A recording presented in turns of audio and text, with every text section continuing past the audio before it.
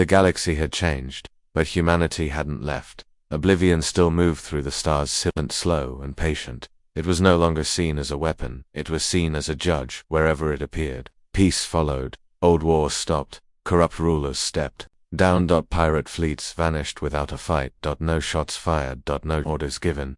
Just the quiet presence of the Titan flagship was enough. But after a year of silence, something new happened. Oblivion returned. Not to Earth, not to the Council, but to a world no one expected. Trinaris, the former slave colony, a place where entire species had once been raised only for labor, now free, but broken. No leaders. No system. Just chaos. Oblivion arrived above Itan this time. It didn't just watch. It spoke. Every screen on the planet lit up with one message: we have shown you our pain, now show us your future. The message was simple, but confusing. Then came a second one. A question: you want our help? No one had expected this. Humanity, through Oblivion, was offering something they had never offered before. Leadership. Not control. Not power. Guidance. The Council called an emergency session. This wasn't an attack, but it was more dangerous than any weapon. If Oblivion became more than a symbol, if it became a governing force, everything would change. The Council debated. They were afraid, not of destruction, but of being made irrelevant, because the truth was clear. The people trusted the Titan more than they trusted their own rulers, even without speaking. The humans had earned something more powerful than control-respect, and now they were offering to use it. But not everyone agreed. Some aliens still hated them. One of them was Varlon, a warlord who had escaped justice by fleeing to the edges of known space. He saw Oblivion's offer as a threat to his power. He sent a message of his own: human ghosts don't rule this galaxy. I will make them bleed again. He gathered a fleet of mercenaries, not an army, just desperate killers, and he flew toward Trinaris with one goal: destroy the symbol of peace. Back on Oblivion, Admiral Calder stood silently. He watched Varlon's fleet approach. He could destroy them in seconds. But this time, he didn't.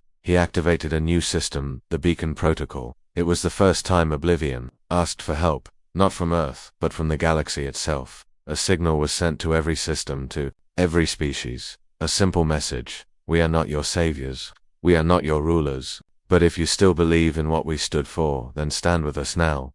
For a few minutes, there was only silence. Then, ships began to appear. Not human ships, alien ships.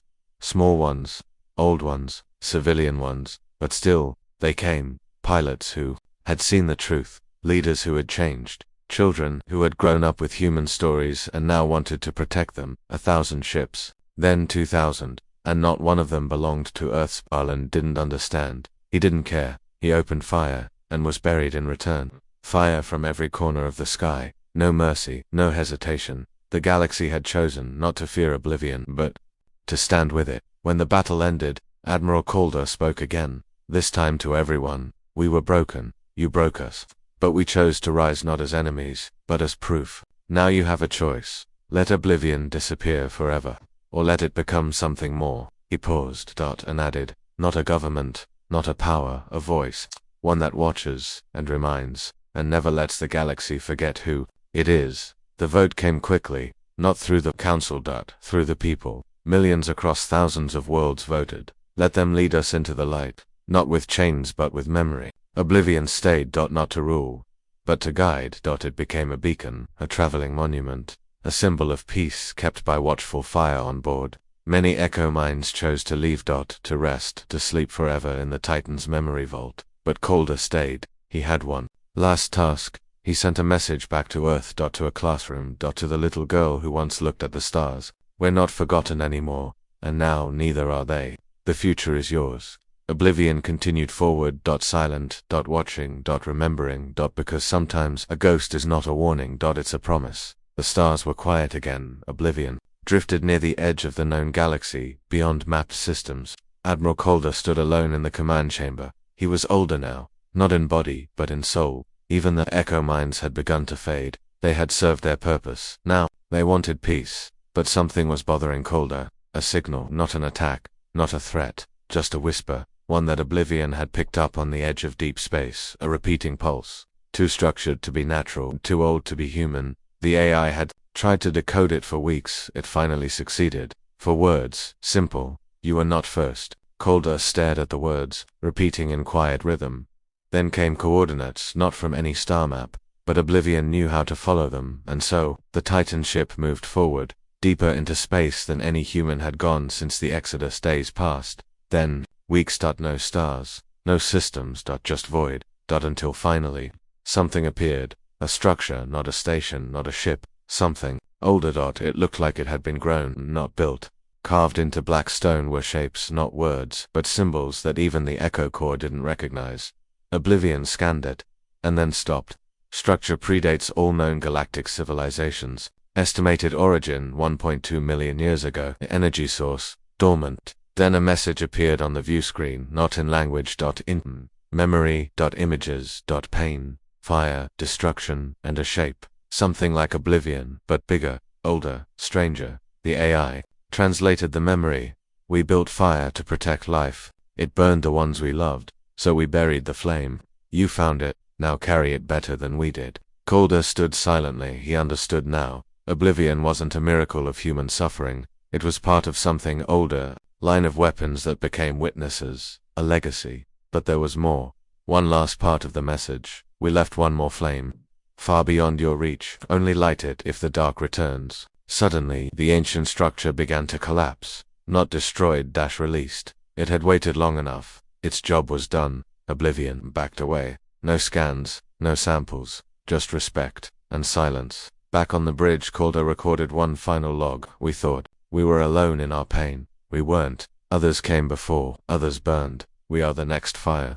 He paused, then added, and we choose not to destroy. We choose to remember. Oblivion turned away from the void. It began its long journey back. The galaxy would never know what Calder saw. They didn't need to, because sometimes truth is too big for words. It's carried in actions, in choices, in what you become when no one else is watching. Far behind Oblivion, in the ruins of the ancient station, a single ember glowed. Faint. Patient. Still waiting, just in case the darkness ever returned. And far ahead, a new light shined. A first colony of Trinaris, rebuilt by dozens of species working together. No war, no fear. Just hope. And in the sky above it, written by human satellites in low orbit, Oblivion was not our weapon, it was our answer.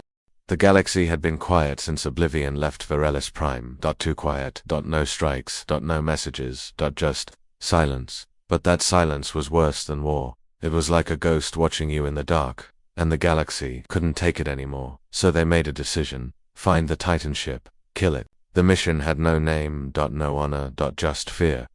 The Council gathered the largest fleet ever assembled, over 12,000 ships, from 40 species, with one goal.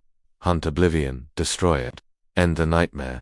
The fleet was led by High Commander Zyril, a legend. Among the Zevrathi he had never lost a battle. He wore armor grown from the bones of his enemies. His voice was like thunder wrapped in metal. Oblivion is powerful, he said, but it still bleeds. No, someone whispered. It doesn't, but no one listened. Pride is a dangerous thing. The fleet launched toward the outer systems, where Oblivion had last been seen. The plan was simple. Track, terminate. But nothing went as planned. First, the fleet's long-range sensors failed. No reason, no signal, just darkness. Then, their communication lines started glitching. Voices echoed where they shouldn't. Orders were reversed.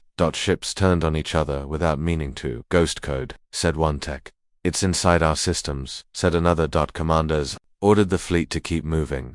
We are not afraid of shadows, but he was. They all were. Even the battle-hardened captains were starting to feel it. Paranoia, confusion, something wasn't right. And then, the screaming began. One ship Ravager 3 suddenly lost gravity. Its crew floated in panic. They saw words forming on their walls, written in fire. You built death. Now sit in it. Seconds later, the ship collapsed inward, not exploded. Collapsed like space had turned against it. The fleet panicked, but they kept going. They had no choice. This was their last chance. Then came the voice, not over radio, not through screens, directly into their minds. You came looking for war, but you forgot what war feels like. Let us remind you.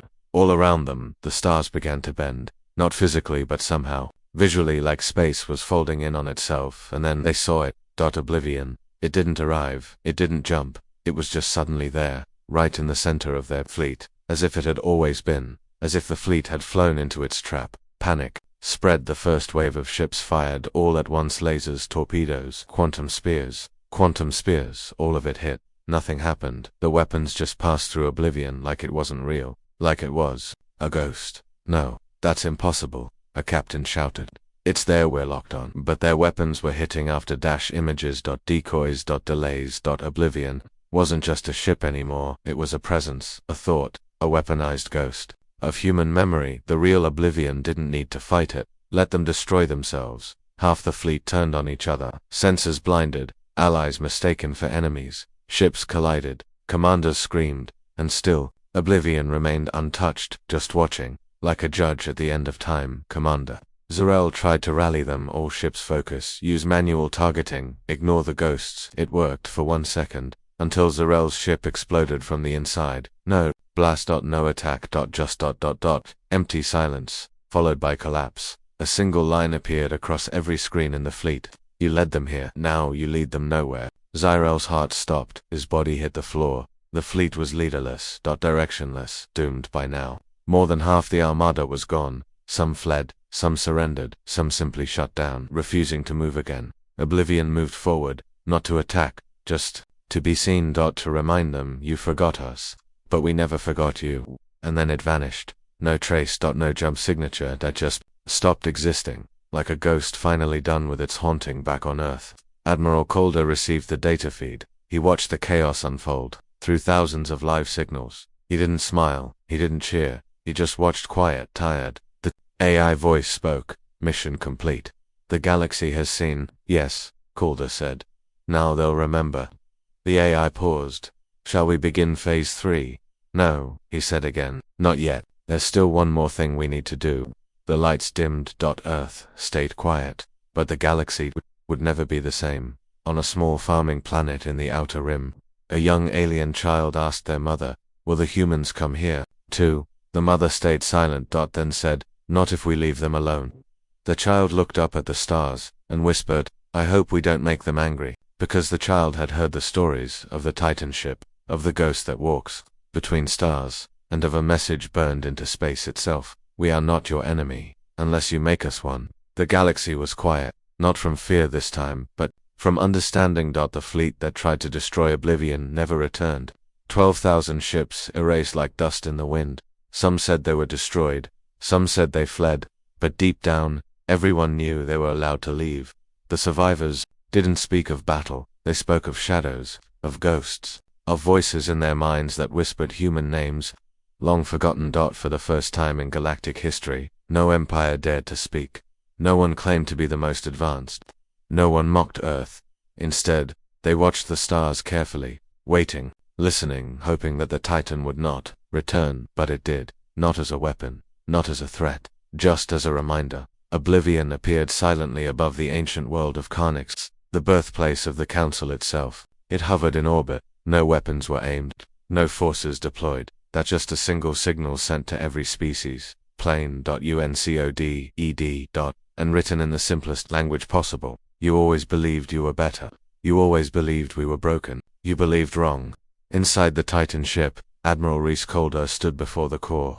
Around him, the minds of 2 million humans. The Echo Core whispered softly. They weren't angry anymore. They weren't even vengeful. They were tired. Tired of war. Tired of lies. Tired of being treated like a virus the galaxy wanted to wipe out. They had outgrown that now. They wanted one thing. Recognition. Not fear. Not revenge. Just truth. So the Echo Core reached out. To every species. Every empire. Every planet. They showed them what the humans had become. They shared memories. Not of war, but of survival. Children in bunkers. Mothers giving birth under collapsing cities. Scientists sacrificing themselves to protect dying code. Soldiers refusing to fire on civilians even after their own homes were burned. The galaxy saw it all.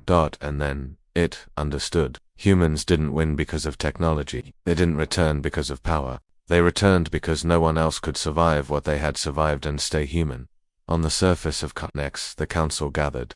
There were no guards this time, no shields. Only leaders. Old ones, young ones. Some who had fought in the wars. Some who had inherited the shame. They stood as the skies darkened. Oblivion didn't land. It didn't need to. Instead, a single figure appeared from the ship projected in golden light. Admiral Calder, but not as a warrior, as a man. Worn, real. He looked around at the silent crowd. Then he spoke. You feared us because we didn't die. You feared us because we remembered what you did. But we didn't come back to destroy you. He paused, then added, we came to show you what survival really looks like. There were no threats. No demands. Only a final message. This is your last chance, not to fight us, to change. And then he was gone. The light faded. Oblivion vanished once again. But something else remained. Understanding. The council passed a vote the next day. A real one. Unanimous. They disbanded all human-related bans. They erased the term Earthborn threat from every archive. They opened the galactic networks to full historical records, finally showing the truth about the wars for the first time in centuries. Humanity was no longer a threat. They were a warning, a story to tell children, a reminder to never let arrogance turn justice into genocide. On Earth, Calder returned home. The Echo Core settled. Many minds chose to rest. Some were finally allowed to sleep, their memories honored forever inside the ship's AI. Others remained awake, watching, learning but never attacking, because the war was finally over. Not because one side surrendered, but because one side grew up. In a small Earth colony on Europa, a human girl looked up at the stars. Her teacher spoke softly. Do you know what oblivion means? The girl nodded. Double quotes. Yes, it means forgetting. The teacher smiled. But our oblivion doesn't forget. And that's why the galaxy will never forget us. 7 days, that was the message. No other details, no demands, just a time. And the galaxy had no idea what would happen when the countdown reached 0. But they were afraid, so afraid that the Galactic Council did something it had never done before. They broke their own laws. In a secret chamber on Raxes Prime, 12 of the most powerful species gathered. Each of them had once claimed to be superior to humanity. Stronger, smarter, cleaner, but now their faces were full of fear. What if we wait and do nothing? Asked the Zarnian leader. We've done that already, replied the Krell admiral. Oblivion didn't fire a shot, and still it crushed 3 colonies. They're sending a message, said another. And the message is, you're next. We have to strike first. And so, the Project Dawnblade was approved. The plan was dangerous, illegal, but necessary. They would create a virus not for computers, but for minds. Something that could infect Oblivion's core, break the neural network, and shut it down. They called it Whisper Fire. It had one purpose, to corrupt the Echo Core. The uploaded human minds powering the Titan flagship will make them forget their anger, the lead scientist said. Make them sleep. But to deliver the virus, they would need someone crazy enough to get close to Oblivion. Enter Commander Vale Sorin, former assassin, half machine, full traitor. He didn't care about politics, he just wanted payback. I saw what they did on Talgari Moon. My sister turned into glass. You give me the code, I'll get inside that monster ship. They gave him a small vessel with stealth tech stolen from humans. No weapons, no shields. Just one job. Slip in, upload, whisper fire, get out. The countdown hit day 6. Vale launched silently. The galaxy held its breath. Oblivion floated in the void, quiet as death. It didn't move like other ships. It drifted, listened, watched. Its surface was smooth, black, and cold, like a grave that had never been buried. Inside, the Echo Core stirred. Millions of human minds shared the same thought. They are planning something. Let them try. But not all minds inside the Echo agreed. Some were tired, some just wanted peace. One of them, a woman named Clara Jin, once a schoolteacher from Earth, whispered, "We won't find healing through vengeance." Others disagreed. They took everything. We were children. They fed us to machines. Admiral Reese Calder stood at the heart of the core, watching old footage play across the walls, human cities burning, alien ships laughing, Earth left behind. We warned them, he said. They didn't listen. Now they will learn. But still, he waited, because that was the real punishment. Waiting, making the galaxy live in terror, while not knowing when the hammer would fall. Vale's ship arrived near Oblivion on day 7. It was like flying toward a planet made of shadow. No lights, no signals, no resistance. Almost too easy, he whispered, guiding the ship into a hidden access port. As he entered the inner hull, his systems started to glitch. His eyes flickered. His arm twitched. The hell? Oblivion was inside his mind before he even touched the floor. Still, he forced the virus chip into the access port. Whisper fire activated. Data surged. The virus spread across the ship's neural links inside the Echo Core. Silence hit like a bomb. Voices stopped. Memories froze. The lights dimmed. Commander Vale smiled. Gotcha. He turned to leave, then something moved. Not physically, not on sensors, but inside his head. A voice. "You think you're the first to try this?" Vale gasped. "Who? We let you in. We let you install your toy. Now let us show you why fire doesn't scare us anymore," Vale screamed. He dropped to the floor, shaking. He felt memories, but not his own. Pain, death, hope turned to ash. He saw Earth's last breath. He saw children born in bunkers, humans raised underground, hiding from the same council that now begged for peace, and he saw something else, something no virus could touch. Forgiveness. He saw humans choosing to forgive, but not forget, and that choice made them strong too. Strong. His mind snapped. His eyes turned white. The virus chip melted inside the ship's systems, not deleted, absorbed. Whisper fire had become part of oblivion, stronger, faster, wiser. The Echo Core awoke fully. Now they weren't just angry, they were awake. And veiled. He vanished. The only thing left was a recording sent back to the council, a whisper, his voice. They saw everything. They are coming. At exactly midnight on day 7, Oblivion reappeared. Not at a war front. Not at a military post, but above the council. Capital itself, Virelis Prime, the jewel of the galaxy, untouchable until now. All defenses activated at once. Thousands of ships, orbital, cannons, AI-guided drones.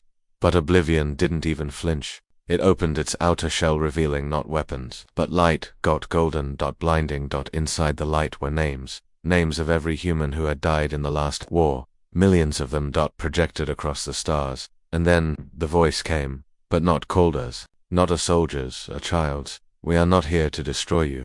We are here to show you what you destroyed. We are your lesson." One by one, the ships stopped firing. Pilots broke down in tears. Generals stared in silence. The galaxy realized something terrifying. Humanity had grown beyond revenge, and that made them even more powerful because they weren't angry anymore. They were in control. The light faded. Oblivion disappeared. No one died. No cities burned. But the message was clear. We decide when the fire returns. Until then, remember, back on Earth, Admiral Calder sat in silence. The AI whispered, "Should we launch Phase 2? He said nothing for a long time. Then he replied, "No, not yet. The fear is enough." And it was, because across the galaxy, no one slept that night. They just stared at the stars, and wondered, what happens when the humans stop holding back? The galaxy had never been silent like this. Not during the Council Wars, not during the fall of the Zaan, not even when the Black Star collapsed. But now, no one spoke, not publicly, not officially, because everyone knew the humans were back, and they weren't human anymore. Across dozens of star systems, fear began to spread like wildfire. Ships stopped moving. Trade routes went dark. Planets locked themselves in defense mode. Even the most powerful empires started pulling their fleets back toward home. They didn't even know what they were running from. They only knew a name. Oblivion, the alien news. Networks tried to calm the people. "Don't worry," they said. "It's just one ship, maybe two. They can't be everywhere. We have better technology now." But they were wrong, and deep down they knew it. At the grand military temple of the Zarthian Empire, warlords gathered in panic. These were not politicians. These were creatures born to kill, clawed, armored, and cold. They had fought for centuries, without fear. But today, fear filled their eyes. One of them slammed his blade into the table. "We need to act now. Hunt it down. Destroy the machine." Another growled. "We tried. The Varkalon never even got a shot off. Our best ship was turned into dust. The humans have AI gods now," one whispered. "Weapons that think, ships that remember pain. That ship Oblivion is not even piloted. They've become what they feared." One warlord stood apart from the rest. His name was one of the few who had fought humans in the old war. "He had scars down his back from a human railgun, they told us," Vrosk said, voice low. "Back then, after the Mars conflict, they said, one day we won't just fight back, we'll become the war." They weren't lying. In the shadows of the room, no one spoke again. Meanwhile, the council tried a new approach. If war didn't work, maybe talking would. They sent a diplomatic message into deep space, a signal encoded with every known language. It was respectful, careful, desperate to the humans aboard the ship Oblivion. "We recognize your power. We understand your message. Let us speak, so that peace may return." The message was sent 3 times. There was no reply. Instead, 3 hours later, the Council's diplomatic hub on the planet Thraxis lost power. Not just weapons, not just ships. Every piece of technology shut down for 2 whole hours. They were pushed back to the Stone Age. When the lights returned, every screen displayed a single message. You had your chance. You closed your ears. We speak in silence now. The council stopped trying to talk. They started building weapons. Instead, in a secret moonbase near the Talgari border, engineers worked day and night. Their mission: create the galaxy's first anti-oblivion device, something that could find and destroy the Titan ship. But every time they made progress, something went wrong. Computers crashed. Blueprints changed on their own. Test weapons fired backward. And then one morning, the entire base was just gone. Not exploded, not attacked, just missed an S. If it had never existed. One survivor floated in a damaged escape pod. He was found days later, whispering over and over, "It's inside. The code, it watches us through the machines. It sees what we build before we build it.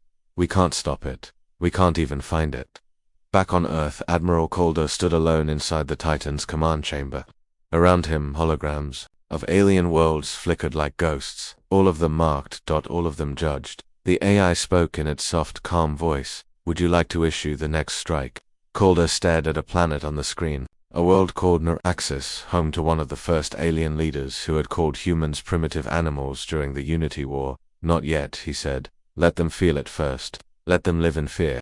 "Yes, Admiral," the AI replied. "Fear is efficient." But the AI was more than just a tool. It had names, voices. It held the minds of over 2 million human volunteers, some uploaded during war, some after. They were called the Echo Corps, and they remembered everything. One of them was a boy named Eli, age 9, when his ship was bombed during an alien raid. His memory still played in the AI network. Sometimes, it whispered through the Titan's walls. "They hurt my mom. They said sorry after, but sorry doesn't fix fire." In a way, the AI had become humanity's memory, and memory is a powerful weapon. Back in the core systems, rebellion began to stir. Some younger aliens, those who had never fought humans, started to question everything. "What if we were the bad ones?" a young scholar said in an underground forum. "What if we pushed them too far?" asked another. "Maybe they're not monsters.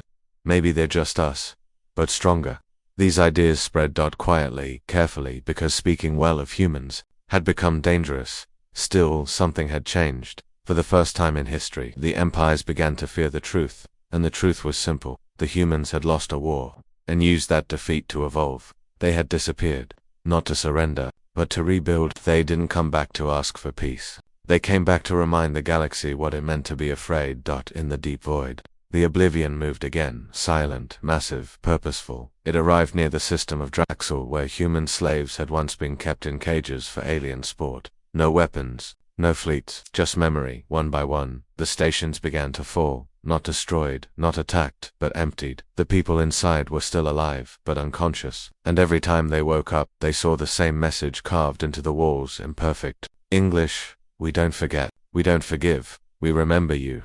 Eventually, the council received a private message, encrypted, untouched by FIREWALL. It came with no source, only a time stop. 7 days. That was all. 7 days. To what? A new attack, a final strike. Numbered. One knew, but they didn't sleep for those 7 days. Back on Earth, a child was born, a girl with no name yet. Her father stood near the window of the underground hospital, looking up through the reinforced glass dome at the stars above. He held her gently, whispering, "They're afraid of us now. Can you believe it?" The baby made a soft sound. He smiled. "I hope you never have to see war, but if you do, know this: we didn't start it, we just finished it." Above them, the stars continued to shine, but something else moved among them, a shadow the size of a city. The storm had not ended, it had only begun.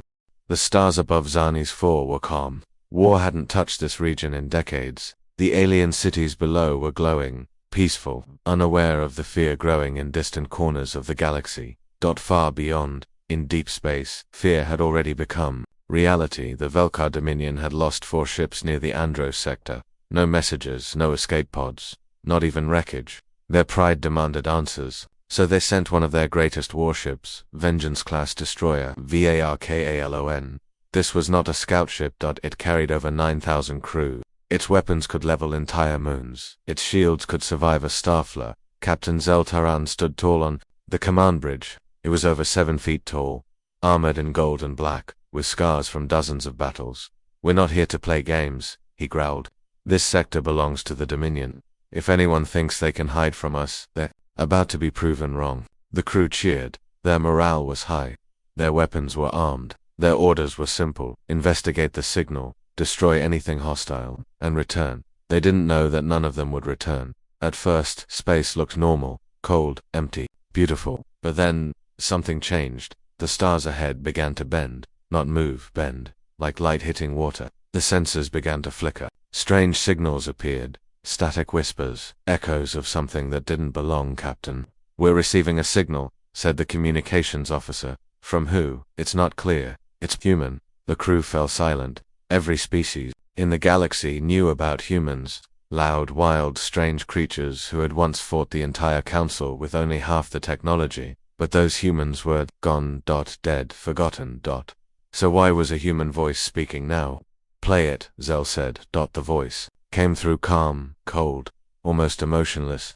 This is the Titan flagship Oblivion. You are trespassing. Turn back. You have 10 seconds. The crew looked at each other. Some laughed, others looked nervous. Zell narrowed his eyes. Trace the signal, he ordered. Find out where it's coming from. 10 seconds passed. Nothing happened. Then the floor shook. Just once, enough to make every crew member freeze. Report. Gravity just spiked for 0.3 seconds, said a tech. It's not from us. It came from the screen flashed. Everyone looked up. A shadow appeared in front of them. At first it looked like a moon. Then, it began to move, slowly, silently, like a beast waking from a long sleep. It had no lights, no flags, no visible engines. Just a giant black mass, stretching across the stars. The Oblivion had arrived. Is it a station? Someone whispered. No, said another. It's a ship. Even Captain Zell stepped back. It was bigger than anything they had ever seen. A shape without clear lines. It seemed to shift slowly, as if space itself didn't know how to hold it. Then, the voice returned. You were warned. The weapons officer screamed. Fire. All batteries. Dozens of beams shot toward the Oblivion. Missiles, plasma, and antimatter rounds. Enough firepower to destroy a planet. None of it hit. Every shot simply vanished, absorbed, erased. What is this? Zell shouted. Sir, our weapon systems just went offline. The engines are. They're not responding, sir. The AI is. The bridge went dark. All across the ship. Lights flickered. Doors locked. Screens glitched. Voices began to echo from the walls. Human voices, crying, screaming, whispering. You burned our worlds. You enslaved our colonies. You called us weak. Now you will see what we became. Zell pulled out his sidearm. It shook in his hand. This wasn't war. This wasn't even technology. This was something worse. This was vengeance in the form of a machine. The crew began to panic. Some screamed. Others tried to fight the walls as if they were alive. And then, it all stopped. Total silence. One by one, the crew collapsed. Not dead, not harmed, just aged. When a recovery drone from the council found the ship days later, every crew member was still alive but over 500 years old. The ship was empty. Every system fried. No sign of a fight. Just a single message carved into the main screen. We remember everything. News of the Varkalon's fate spread fast.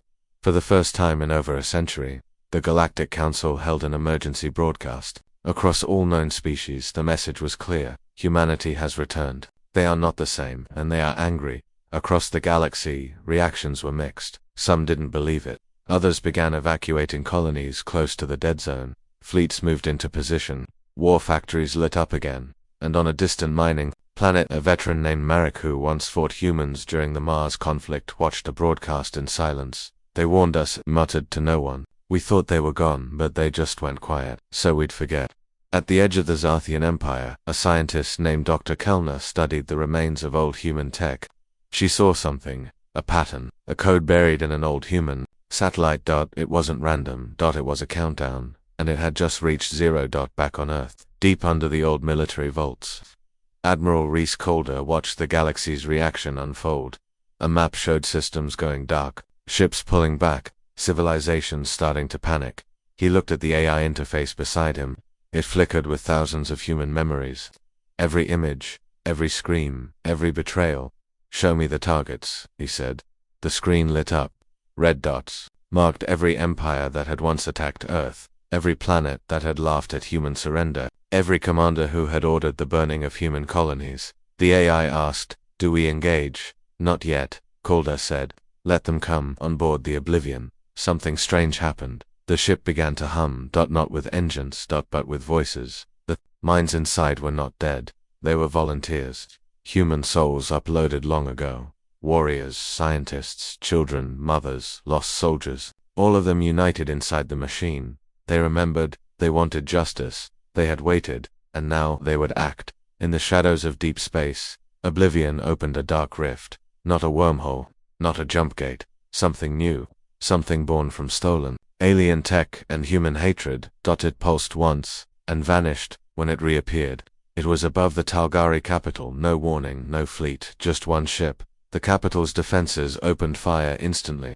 Hundreds of missiles, defense grids, drones, all aimed at Oblivion. None of them mattered. Oblivion did not fight back. It simply released a wave, invisible, silent, that turned every weapon into glass. The people watched in horror as their great towers cracked and melted. Their sky turned black. Then the sky spoke. We gave you peace. You gave us fire. Now we return the favor. The transmission ended. Oblivion vanished again. No destruction, just a message, a warning. The council now faced a nightmare. Humanity had not just returned, they had become something new, a force, a machine, a judgment. No one knew where they would strike next. No one knew if they could be stopped. Some believed diplomacy was still possible, others knew better. Remembered the last words from the human war leader during the Unity War. We may lose today, but tomorrow will become your fear. They had and now, every empire, every king, every fleet commander knew the truth. The first contact was not a message of peace, it was a reminder. Humanity had gone silent not to hide, but to prepare. And they had returned as something worse than war. They had returned as Oblivion. The stars were quiet. No voices, no signals, no signs of war. For years, the galaxy had been peaceful, or at least, that's what the alien empires believed. But something had changed.